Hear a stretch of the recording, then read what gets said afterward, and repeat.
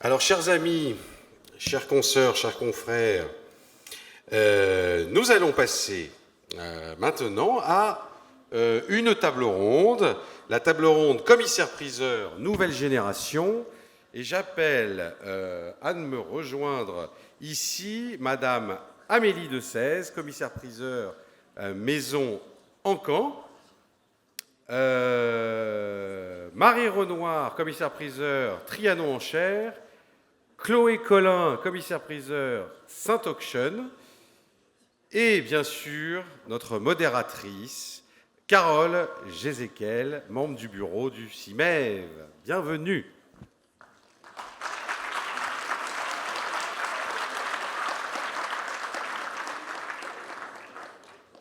Bonjour à tous, merci au CIMEV de m'avoir donné l'opportunité d'animer cette table ronde qui me tient à cœur sur la nouvelle génération. Jean-Pierre en parlait tout à l'heure, c'est un sujet qui va être plus léger, qui va nous faire du bien et qui est porteur d'espoir. Merci aussi à mes trois invités qui ont accepté de témoigner aujourd'hui sur le lancement de leur maison de vente. Toutes ont lancé leur maison de vente en 2024. Voilà, on peut les applaudir.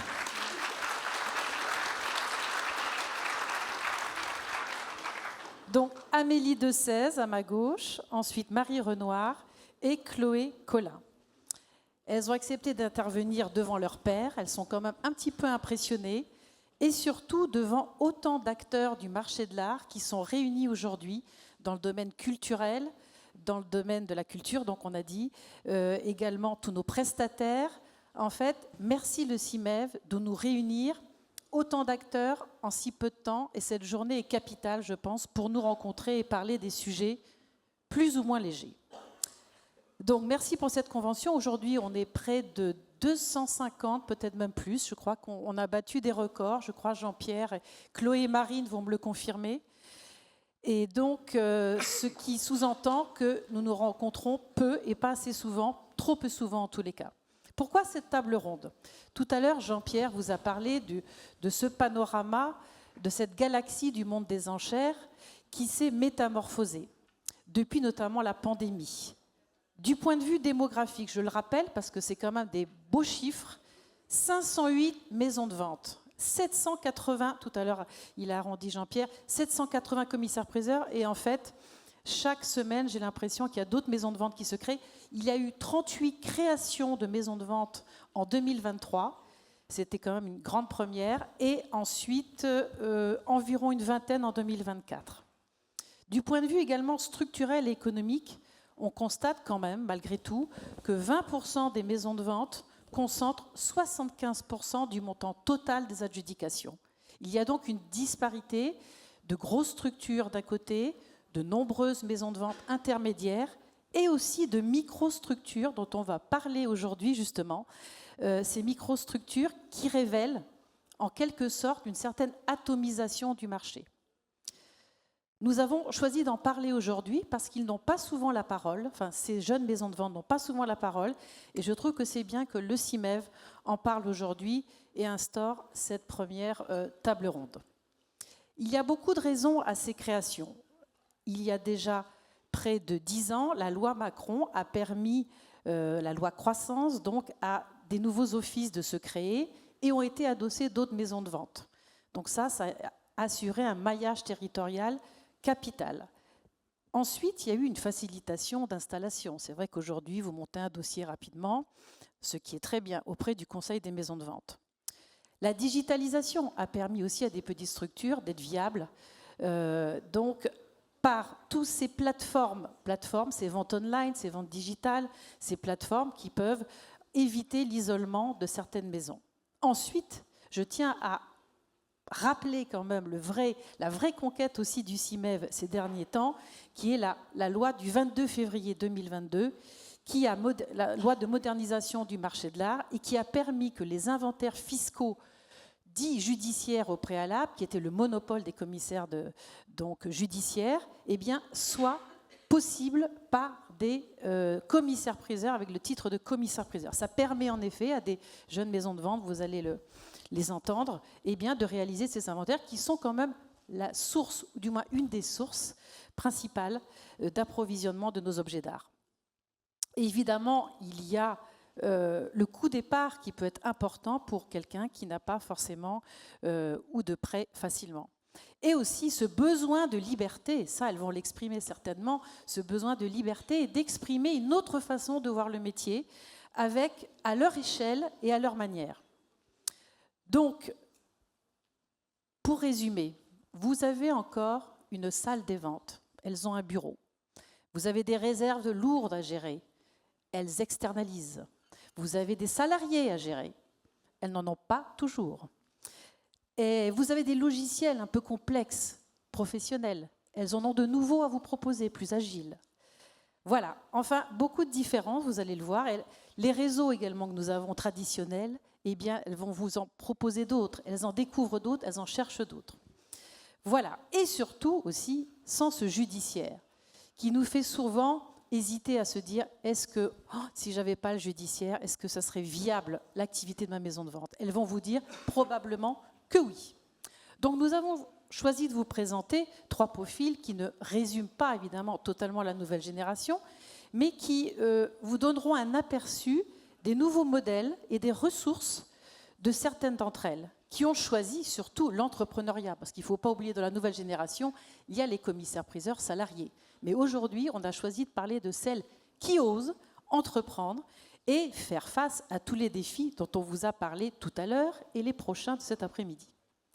Donc, je vais vous présenter, on va parler tout d'abord de leur lancement de société, comment elles sont arrivées là, et je vais laisser la parole à Amélie de Sèze, qui a créé tout récemment, il y a 2 mois seulement, la société, la maison de vente Ncan.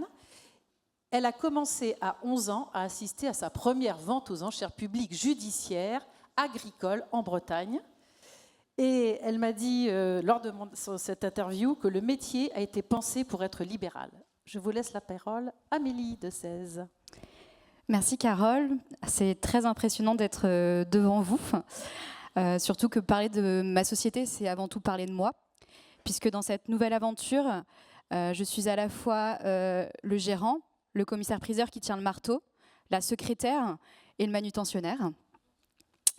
Il faut commencer par parler de mes expériences. J'ai eu des expériences diverses qui m'ont permis d'explorer toutes les facettes du métier, de la maison Christie's, une grande maison internationale, à l'étude de Maître Moreton, une maison respectée en judiciaire, puis les maisons de renom françaises que sont Adair EP et l'étude de Maître Le Floch. Des expériences qui m'ont permis d'appréhender toute la complexité et la richesse de notre métier et de forger ma vision qui aujourd'hui j'essaye de transparaître avec Maison Ncan. Voilà.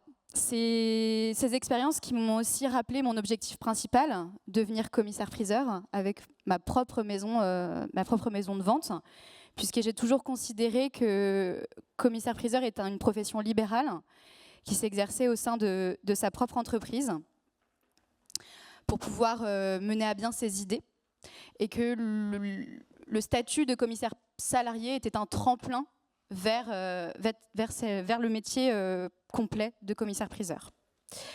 Je suis évidemment attachée à mon métier, aux objets, à l'art, dans toutes ses spécificités, les commodes, les tableaux. Mais quand on monte une maison de vente, il faut aussi savoir prendre des décisions pragmatiques. La mienne a été de m'orienter sur un domaine en particulier, les bijoux, la mode et la maroquinerie. Une discipline que j'ai pu pratiquer avec beaucoup de liberté au sein de la maison Le Floch et qui m'ont permis de découvrir un domaine dans lequel je me sens à l'aise et qui a plusieurs éléments qui font de lui un domaine praticable facilement quand on débute sa maison de vente. Son attractivité d'abord, c'est un secteur qui est en perpétuelle croissance, 8% par an, qui permet un business model simple puisque manipuler des bijoux, des pièces de mode ou des sacs, c'est plus facile qu'une commode. Les photographier également, les délivrer aussi, et qui ont une forte valeur ajoutée. Et de la même manière, dans une vision stratégique, avoir une image cohérente, permettre de cibler une clientèle précise en ayant un discours qui reste le même. Quand vous vous attachez à une spécialité, c'est beaucoup plus facile de communiquer autour et de lier en fait votre personne à votre domaine et à votre maison. Donc cette approche, elle marche en 2 piliers. Une maîtrise des charges d'abord. Donc en effet, on n'a pas de bureau. Je partage mes bureaux avec des notaires, donc dans le 2e arrondissement de Paris. Notaires qui ont été tirés au sort, donc qui font aussi partie de cette nouvelle génération de la loi Macron. Je n'ai pas de local. Je prends des rendez-vous. Enfin, les expertises d'objets se font uniquement sur rendez-vous. Et j'ai un lieu de stockage et un coffre à la banque qui me permettent de stocker mes objets une fois récupérés. Et donc, ensuite, donc, une gestion raisonnée du stock. Comme je suis seule, j'ai besoin d'avoir un stock limité, pas trop d'objets, parce que je n'ai pas de salariés. Voilà, voilà. Et puis, je reste quand même ouverte aux opportunités, évidemment. Et j'ai l'intention un jour de pratiquer le métier dans sa globalité, avec tous les domaines. Mais je suis aussi lucide quand on débute sa maison de vente, les inventaires de grands châteaux et les ventes de Picasso, c'est peut-être quelque chose qui arrivera dans un second temps. Donc je construis ma maison pas à pas avec humilité. Très bien. Merci. Et juste pour ajouter, bravo.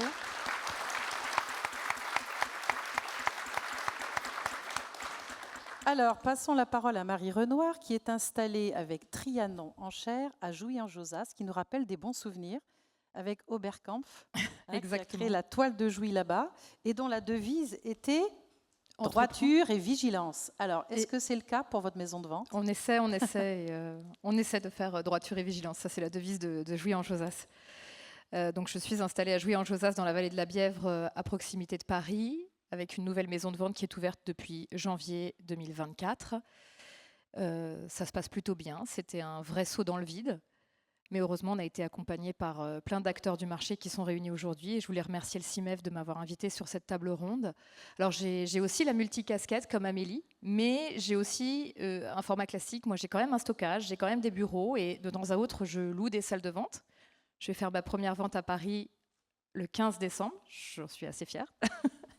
Et j'ai une formule plutôt simple. J'essaie de faire ce que j'ai toujours voulu faire dans les maisons de vente où j'ai pu aller. J'ai été dans des maisons un peu comme toi, Amélie, des très grandes maisons type Arcurial, des maisons à taille un peu plus humaine chez Maître Perrin, Royal La Jeunesse, qui m'ont donné envie de faire ce métier. Alors, on a été invités en tant que jeune génération, mais je voulais dire qu'avant nous, il y avait aussi eu des nouvelles générations qui nous avaient montré la voie. Je pense à d'autres qui se sont installés avant nous et qui ont créé avant nous. Je pense à d'autres qui sont présents comme RC Auction, comme Yellow Peacock, comme Fauve, qui nous ont un peu ouvert la voie pour qu'on puisse également faire les choses à notre manière. Très bien. Merci. Alors, Chloé Colin, la genèse de cette installation, une expérience assez large aussi avec, on parlait de Fauve, mais aussi de Artus. Donc, une expérience double, à la fois judiciaire et un peu avant-gardiste. Ils sont déjà ouverts. Hein. J'ai joué avec. Ah ben voilà. Bonjour à tous. Merci Carole de cette invitation. Merci aussi Mev de nous inviter toutes les trois en tant que femmes aussi, femmes entrepreneuses, mais avant tout commissaire-priseur bien évidemment. C'est vrai que moi, je me rappelle, il n'y a pas si longtemps, mais vraiment, il n'y a pas longtemps du tout. Je crois même que c'était encore l'année dernière ou l'année d'avant. Je venais ici en petite souris et en vous regardant tous et en me disant, vous êtes vraiment assez impressionnants de par vos parcours, de par tout ce que vous tous avez fondé, que ce soit des entreprises, mais aussi il y a des commissaires-priseurs, des experts. En fait, on est tous un mini-monde.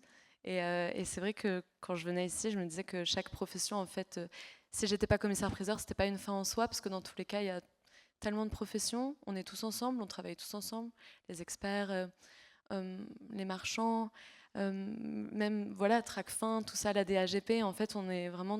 et je trouve que c'est une journée qui est assez agréable parce qu'en fait on se voit tous, on s'écrit tous des mails tout le temps, mais là on voit tous nos petites têtes et donc je trouve que c'est assez agréable et là d'être ici, à la place des gens que je voyais depuis longtemps, c'est encore plus un honneur et vraiment merci beaucoup.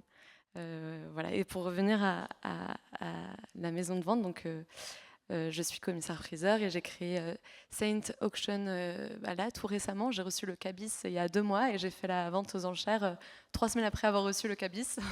Donc vraiment, c'était une vente aux enchères que j'ai préparée en amont. Mais voilà, je suis très contente d'avoir créé ma maison. Alors je sais que c'est difficile, il y a plein de choses qui sont, ben, voilà, on le sait, mais en fait je pense que quand on le fait pour soi et quand on le fait avec ce qu'on a dans le ventre, et c'est, je pense, une des raisons pour lesquelles on fait des études aussi longues, parce que c'est quand même presque 10 ans d'études, des stages, on se donne beaucoup, on apprend énormément, et donc à la fin, moi j'avais envie de raconter un peu mon histoire et ma vision de ce métier, beaucoup de passion.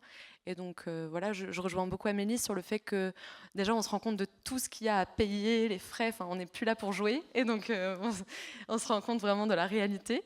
Donc voilà, mais surtout, je pense que ça c'est une des choses les plus importantes, c'est que si on est passionné, ben, au final on le fait avec beaucoup d'envie, beaucoup mine de rien, de rigueur, c'est ce qu'on apprend.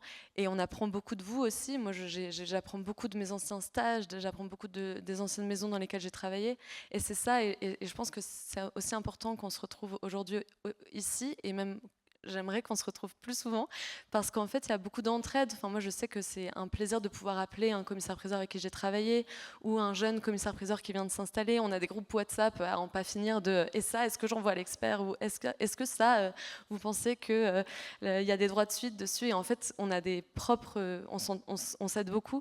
Et donc, j'espère que... Voilà, on va en parler justement, comment vous fonctionnez entre vous. Alors, on va parler avec Amélie un petit peu de son projet, la naissance de la maison de vente, mais le projet, la partie niche que tu vas développer, on va la voir après. Mais là, comment au quotidien vous fonctionnez pour faire du sourcing, pour être rentable? Est-ce que vous avez eu des conseils? Voilà, comment ça se passe, ces débuts, puisque ça fait 2 mois. Alors, le sourcing va se faire de 2 manières, en tout cas pour ma part. D'une manière assez classique, avec un réseau solide et collaboratif qu'on a tous construit patiemment au cours de nos vies, à travers nos expériences professionnelles, nos études. En ayant fait des études de droit, on est quand même en lien avec des notaires, des avocats, des gestionnaires de patrimoine, des agents d'assurance, qui sont tous des professions qui peuvent créer des opportunités, en organisant ensemble des expertises ou en communiquant auprès de leurs clients sur ce qu'on est capable de faire et ce qu'on peut leur offrir. Et aussi un réseau de confrères. C'est-à-dire qu'avec mon business model, de choisir qu'une thématique particulière, je suis obligée de m'entourer de confrères pour répondre à la demande de mes clients. Quand je fais un inventaire, il faut que si jamais je ne prends pas ses tableaux, sa commode, sa vaisselle ou sa verrerie, je puisse lui proposer une solution clé en main en l'orientant vers un confrère qui, lui, sera en mesure de vendre son objet et de répondre à sa demande. Et cette collaboration, elle va même plus loin. On s'entraide beaucoup dans l'organisation de nos ventes. Chloé, on a eu l'occasion de s'entraider, notamment dans l'organisation de la vente de Maître Moine. Mais pour aller plus loin, de faire des projets communs. On a eu l'idée avec Chloé, par exemple, d'organiser une semaine pendant laquelle on présente nos différentes thématiques et on clôture cette semaine par des enchères, chacun dans sa spécialité, pour faire rayonner notre métier et essayer d'aller toucher une clientèle à laquelle on n'a pas encore accès, déjà. Et ça rentre aussi dans ma deuxième partie qui consiste à analyser les tendances, les concurrents, en tout cas dans mon domaine en particulier, que sont les influenceurs, qui aujourd'hui, au-delà d'avoir une visibilité sur les réseaux, vendent sur les réseaux, dans des vidéos instantanées, sur Instagram, en interaction directe avec leurs acheteurs. Et la question, c'est comment ils obtiennent cette visibilité ? Est-ce qu'on en a besoin de cette visibilité ? Et comment on peut adapter cette visibilité et cette manière de communiquer à notre profession, pour essayer d'aller toucher également cette clientèle ? Voilà. Et donc, dans cette analyse, j'ai vu qu'elles avaient souvent un créneau. Donc, par exemple, les sacs.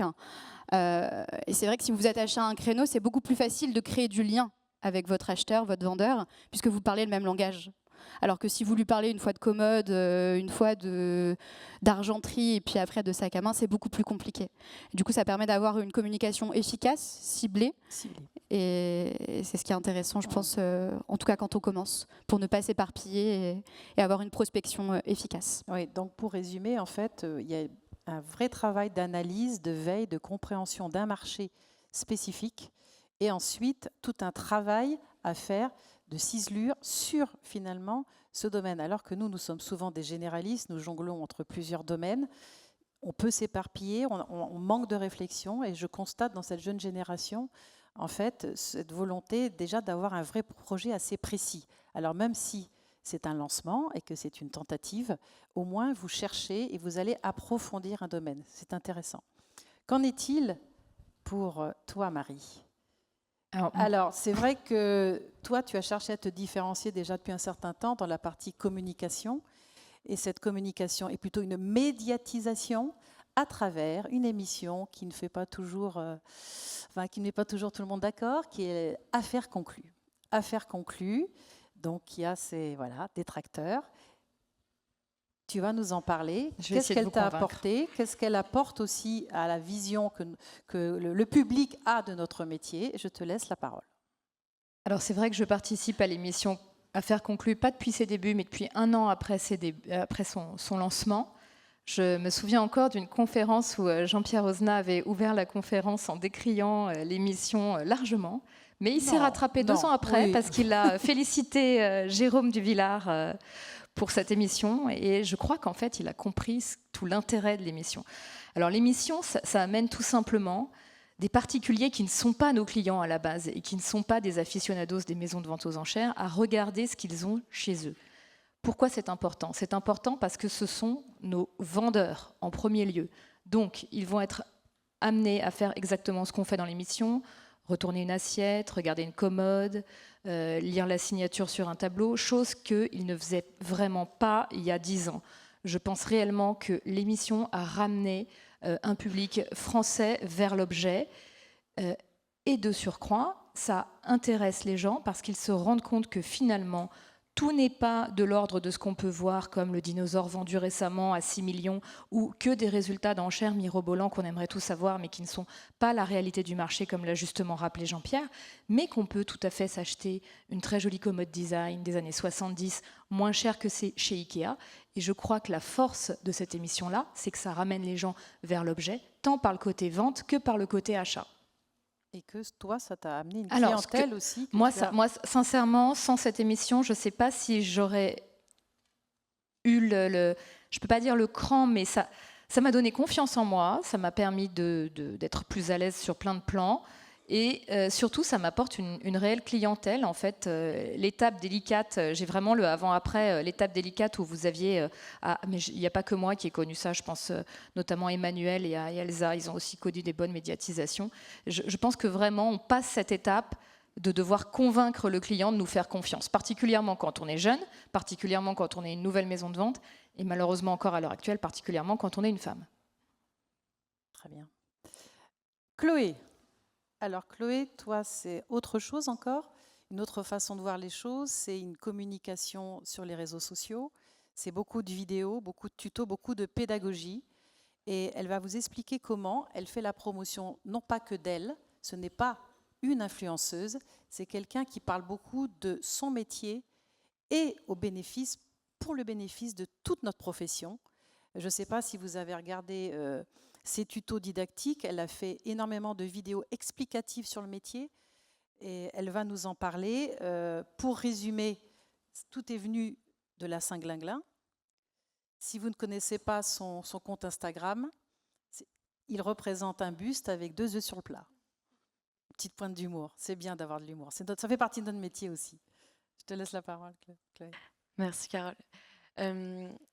Alors, quand j'étais étudiante, je triais les photographies. Quand j'étais même au lycée, j'avais un blog qui s'appelait La Saint-Glinglin et je mettais toutes les photos d'art que je trouvais. Et en fait, l'évolution, à l'école normale supérieure, j'avais créé une émission de radio autour de l'art contemporain avec des émissions d'artistes. Et puis, ça a commencé de là, La Saint-Glinglin, c'est devenu une émission de radio. Et ensuite, quand j'ai passé le concours de commissaire-priseur, j'avais toujours cette envie cette passion qui était autour de l'art. Et en fait, je me suis rendu compte qu'il y avait très peu c'était très compliqué d'avoir des informations sur ce métier. Et donc, j'essayais d'envoyer des mails, parfois sans réponse, d'aller voir des gens à Drouot, des commissaires-priseurs, mais c'était toujours un petit peu difficile. L'information était peu accessible. Et donc, je me suis dit, sans vraiment trop réfléchir, je vais faire des petites vidéos sur le métier. Et en fait, j'ai vraiment expliquer qu'est-ce que c'était, comment on passait le concours de commissaire-priseur, avec, voilà, j'ai une partie un peu artistique, donc il y avait toujours une petite patte, mais vraiment sans trop me prendre la tête. Et puis j'ai continué, comment on enchérit, comment on veut vendre, comment...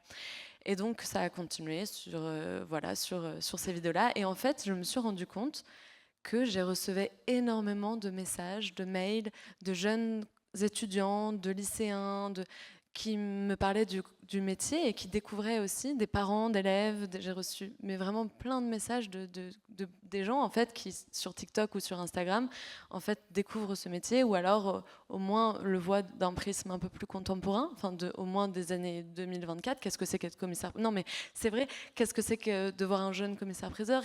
C'est quoi les études? Qu'est-ce que c'est l'école du Louvre? C'est quoi la Sorbonne? Non, mais souvent, moi, je le voyais, mais c'était sur le conseil des ventes, et j'arrivais pas à mettre de visage trop, ou alors c'était plus obscur. Donc, je l'ai fait vraiment de façon naturelle. Et d'ailleurs, voilà. tu parles du Conseil des maisons de vente. Tu as fait un partenariat donc avec eux, voilà, et avec des tutos plus précis, peut-être plus structurés. C'est ça. Mais qui a donné vraiment beaucoup de... C'est ça. On a fait des lives avec le Conseil des ventes, tout à fait, où en fait, on prenait les questions et on répondait.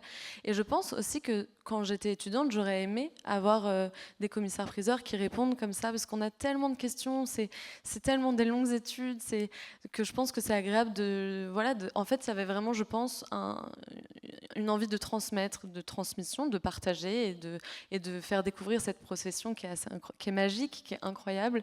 Et je me sentais chanceuse d'y être arrivée. Et donc, j'avais envie d'accompagner tout le monde, en fait, les jeunes générations, à découvrir. Voilà. Très bien. Et aussi, donc, ce que j'ai constaté dans mes interviews et l'analyse de cette nouvelle génération, c'est ce côté très collaboratif. C'est-à-dire qu'ils s'entraident beaucoup entre eux. Alors, c'est sûr, c'est la promo, mais pas que la promo. Vous avez plus tendance que nous à travailler ensemble sur des partenariats. J'ai expérimenté cette chose-là lors d'une vente que j'ai faite en Bretagne qui fêtait l'anniversaire, le centenaire du mouvement 16 Breur. Et je suis allée chercher des confrères pour dire c'est le centenaire d'un mouvement majeur artistique, moderniste, breton, donc pourquoi pas faire quelque chose ensemble. Eh bien, nous avons réussi à le faire. Ça n'a pas été simple, il a fallu structurer, mais je trouve que les jeunes nous donnent cet exemple de parfois cumuler, mutualiser. Et vous avez cette idée, je crois déjà, vous avez cette idée d'une auction week, c'est ça? Comme tu parlais tout à l'heure de ça. Auction week, ou du moins de travailler ensemble, c'est-à-dire qu'on a chacune des spécialités, chacun, et même dans nos métiers, par exemple, je pense à des amis de nos promos, ils sont dans le Nord, ils font du judiciaire, il y en a qui sont plus dans le Sud, chacun a un peu ses... Et donc c'est bien de pouvoir s'entraider, de pouvoir se dire, bon bah là j'ai un dossier de bijoux, je sais que toi tu es plus spécialisé dans le bijou, je te l'envoie, j'ai un dossier qui est plus comme ci, comme ça, là j'ai un fonds de maison, je sais que tu as une grande étude où tu peux récupérer pas mal de... Et en fait on s'aide beaucoup comme ça, et je pense que c'est aussi la force de... Enfin, j'espère du moins que ça va continuer, c'est vraiment une entraide, mais qui n'est pas que générationnelle. Je pense qu'une entraide intergénérationnelle est importante. On va en prendre de la graine. Oui, mais c'est vrai, je pense que vous avez beaucoup... Enfin, tout à l'heure, il y a plein de ventes qui vont se lancer, là. Oui, j'espère. Moi, si vous voulez faire des ventes de graffiti, non, mais c'est vrai, je pense qu'il y a beaucoup on doit s'aider, mais de façon intergénérationnelle. Là, on s'aide, c'est parce qu'on se connaît, finalement. C'est parce qu'on a fait les études ensemble, nos études, il n'y a pas de... Mais en fait... C'est une bonne idée à lancer. On va revenir avec Amélie sur cette niche-là que tu souhaites développer. Comment tu arrives à te différencier? Qu'est-ce que tu fais de différent? Jean-Pierre parlait de tout ce qui se passe, des conférences, des ateliers, sur un secteur qui est très concurrentiel, qui est maroquinerie, mode, bijoux. Comment faire la différence, être pérenne et être rentable? Plutôt que de me différencier, je préfère m'inscrire dans cette dynamique, m'appuyer sur les fondamentaux de ce domaine et saisir les nouvelles opportunités. Des nouvelles opportunités qui sont offertes par des nouvelles plateformes qui existent depuis moins de 5 ans, comme Whatnot, TikTok Shop, eBay aussi, qui devient notre concurrent direct et qui, eux, ont une audience massive.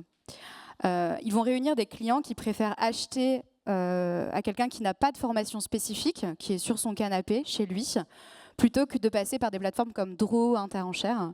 Et la question, c'est de savoir comment arriver à toucher cette cible, encore une fois.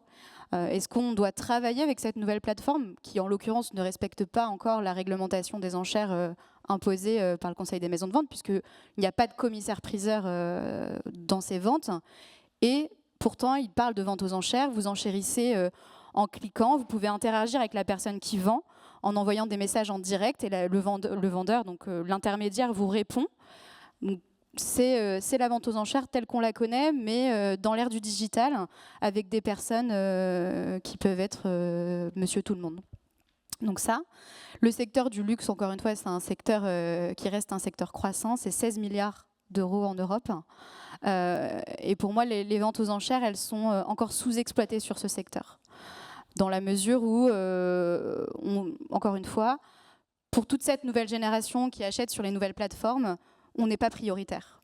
Souvent, le retour qu'on a, c'est que l'achat n'est pas garanti, qu'on ne comprend pas vraiment les frais, on ne sait pas combien on va payer in fine.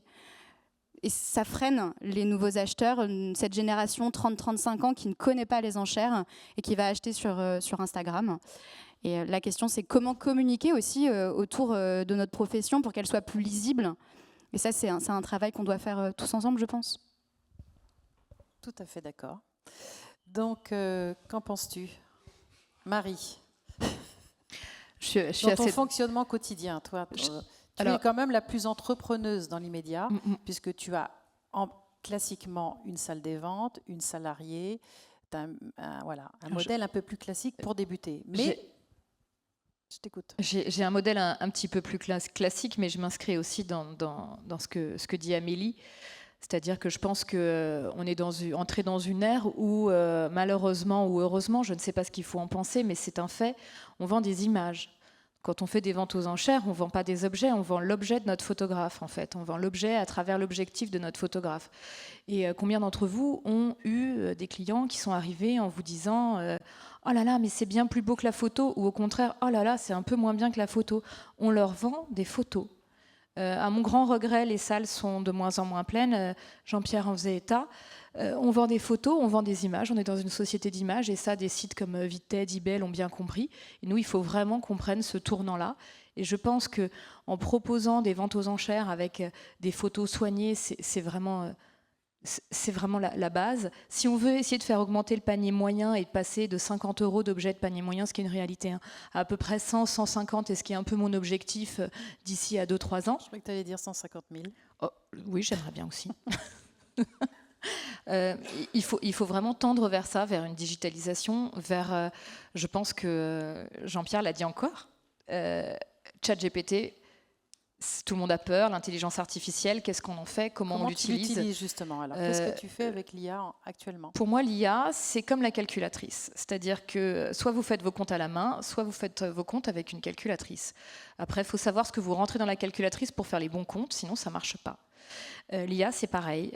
Alors, on peut s'en servir à plein de niveaux. Au départ, moi, j'avais pensé m'en servir pour la création de mon logo, en pensant un peu bas de plafond que, oh là là, finalement, le travail de l'infographiste, c'était pas si compliqué que ça et que j'allais faire un très joli logo pour Trianon en chair.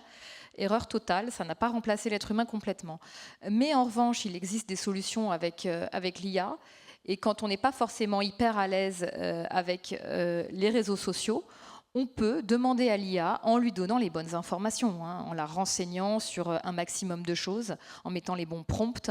On peut lui demander de nous créer un plan média. Ça va permettre de savoir quoi poster, quand poster, pourquoi poster. Alors, je ne tendrai pas non plus à la tendance actuelle qui est de faire rédiger intégralement les posts par l'IA, parce qu'il y a une standardisation dans le discours de l'IA qui est vraiment très perceptible. Je m'en suis rendu compte quand j'ai posté, grâce au CIMEV, ma première offre d'emploi et de stage. J'ai reçu beaucoup de candidatures de la part d'étudiants, de la part de postulants, de la part de personnes qui cherchaient des CDD. Et en fait, dans les lettres de motivation, j'ai remarqué une standardisation qui m'a interpellée au bout de la 3e. Je me suis dit, mais c'est pas possible, il m'a déjà écrit celui-ci. Et en fait, non. Je pense que beaucoup de personnes qu'on recrute utilisent l'IA et ça peut truquer la manière de percevoir le postulant, dans le sens où on peut avoir l'impression que c'est quelqu'un qui est en capacité de rédaction, en capacité de rédiger. Attention, l'IA est douée. Et il faut réussir à l'utiliser sans tomber dans la facilité. C'est ce que tu fais. J'essaie. Très bien. Chloé, alors tu vas nous parler un petit peu de ta spécialité, qui est donc le graffiti. Je t'ai fait honneur aujourd'hui. Oui, j'ai Qu'est-ce vu, que je porte incroyable. aujourd'hui d'après vous? Toxique. Alors, ce n'est qu'un morceau de rideau hein, qui a été cousu par et inspiré d'un motif de quel artiste? Toxique. Bravo, elle est très forte. Toxique donc. Et donc, alors le graffiti, toi c'est ta niche, ce que tu veux développer. Je t'écoute à ce sujet. Comment le fais-tu? Au sujet du graffiti, alors je suis passionnée par le graffiti depuis plusieurs années. Je collectionne aussi et c'est un mouvement. En fait, je trouvais en tant qu'étudiante, quand j'étais à la fac en histoire de l'art, on étudie, vous savez, on commence par l'Antiquité, le Moyen-Âge, tout. Et tous les mouvements sont malheureusement partis. Enfin, on n'étudie pas les mouvements contemporains. Et je me suis dit, mais quand même, il y a un mouvement qui est déjà créé, mais qui est sous nos yeux. Et c'est incroyable de pouvoir être contemporain d'un mouvement qui est actuel, dont les artistes les plus importants sont encore vivants. Et donc, j'ai voulu écrire sur ce sujet. Et de ça, j'ai collectionné. J'ai rencontré les collectionneurs, j'ai rencontré les artistes. Et voilà, c'est vraiment par pure passion. Et j'ai travaillé chez Fauve, qui m'ont fait...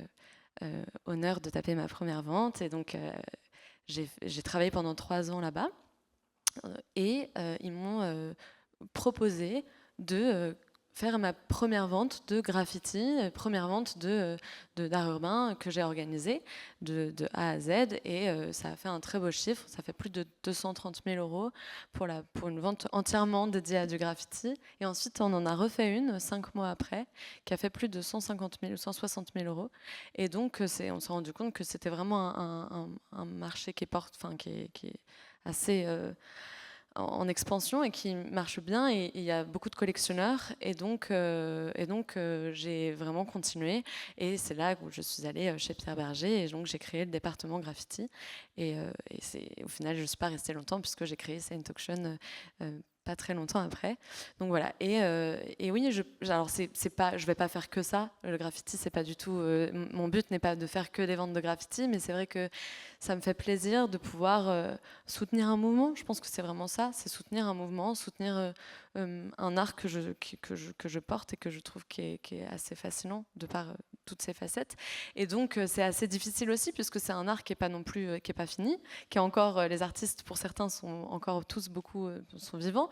Donc on porte une cote aussi, on accompagne, mais j'ai pas non plus le rôle d'une galeriste.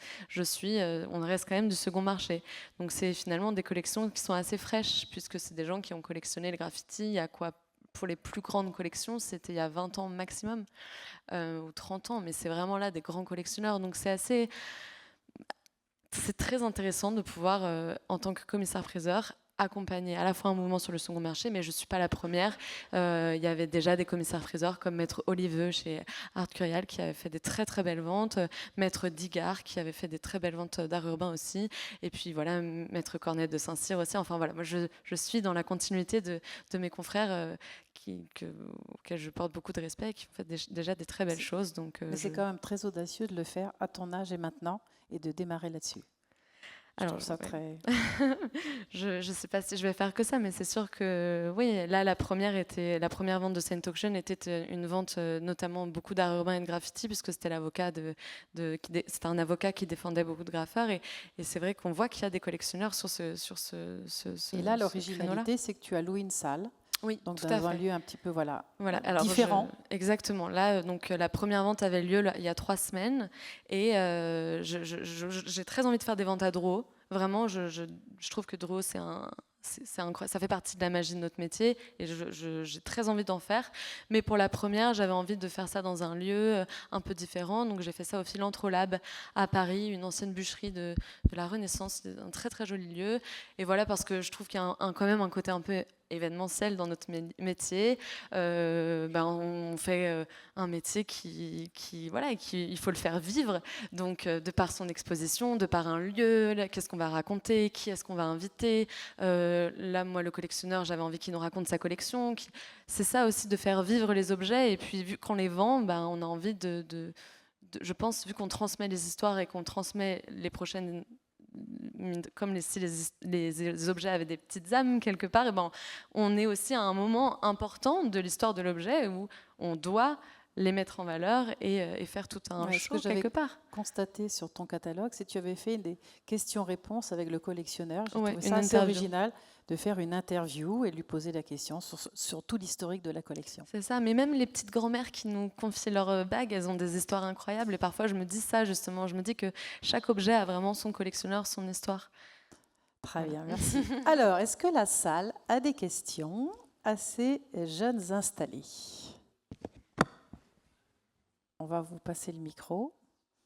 Bon, on voit qu'elles sont très motivées, qu'elles ont beaucoup d'idées en tous les cas, et elles n'ont pas peur de l'avenir, malgré tout ce qu'on nous dit en ce moment entre les différents. Est-ce que vous avez des questions ? Autrement, on passe à la pré-conclusion.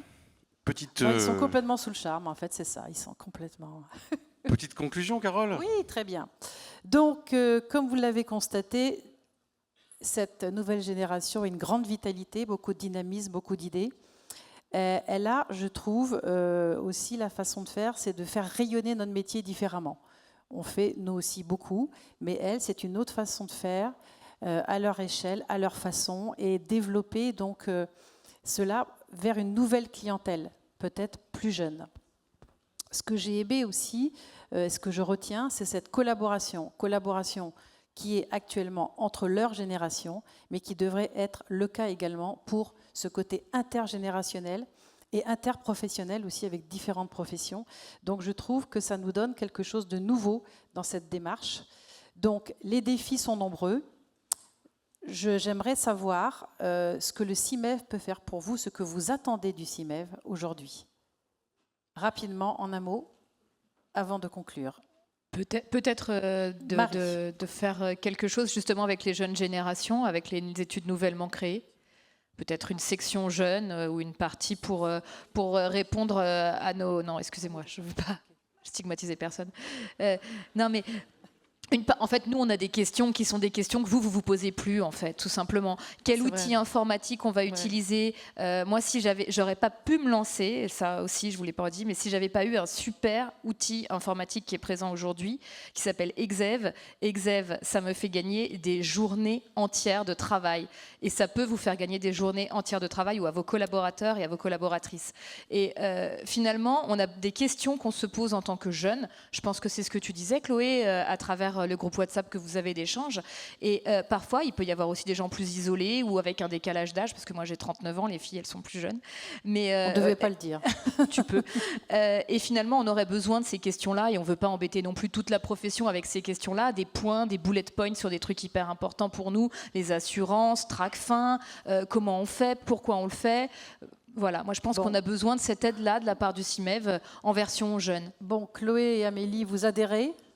Et adhérer, évidemment. Moi, je suis adhérente. Une collaboration et surtout, moi, j'aimerais qu'on se voit tous plus, vraiment, quand on se voit qu'il y ait plus de réunions. Sert à ça. La convention ça, en fait. sert à ça. Parce qu'on a tellement de questions, on a tellement à s'apporter tous entre nous, et je pense que c'est vraiment une collaboration. Donc, vous avez besoin du CIMEV, et puis nous avons besoin de vous aussi, et nous avons l'idée au CIMEV de créer une commission qui serait ouverte à la nouvelle génération pour discuter des enjeux de demain. Donc, l'avis est lancé et merci pour vos adhésions. Hein. Merci. Allez, merci, je laisse la parole.